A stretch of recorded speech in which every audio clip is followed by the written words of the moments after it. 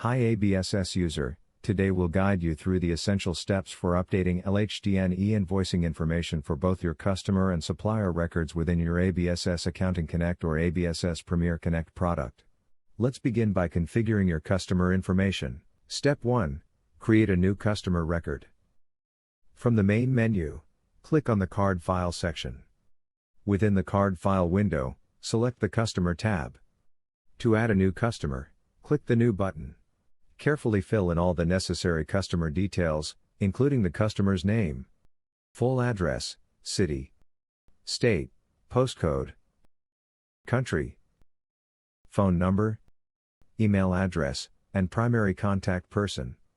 Ensuring the accuracy of these information is crucial for official LHDN e-invoice records. Step 2.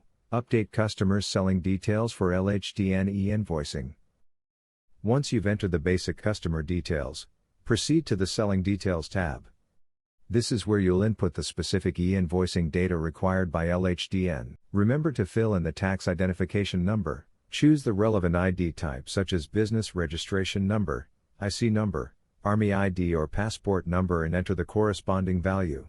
Tick the e-invoice checkbox to activate LHDN e-invoicing functionality for this customer. Then, tick the Consolidate checkbox to allow the consolidation of multiple transactions into a single e-invoice, enabling the full suite of LHDN e-invoicing functionalities. Finally, click OK to save your changes and complete the customer setup. You should now see that the customer profile has been successfully created and updated. Now, let's move on to Step 3. Create a new supplier record. Within the Card File window, switch to the Supplier tab. Click the New button to begin creating your supplier's profile. Just like with the customer setup, fill in all the essential supplier details, supplier name, complete address, city, state, postcode, country, phone number, email address, and primary contact. Step 4. Update supplier's buying details for LHDN e-invoicing. After entering the basic supplier details, go to the Buying Details tab.